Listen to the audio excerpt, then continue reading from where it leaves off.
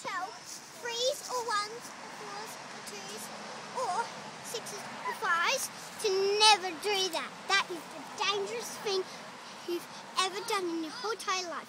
It might fall off the edge and get in deep, deep trouble. Thank you.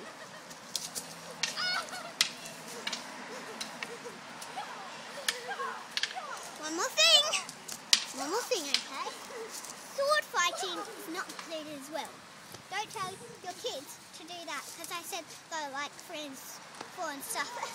And so never do that when you whip someone in the face by accident, or sometimes you could even hit him in here or there or here, anywhere on your body except for like drugs and stuff.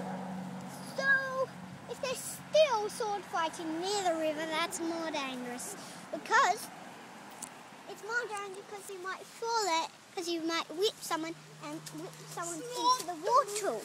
So thank you.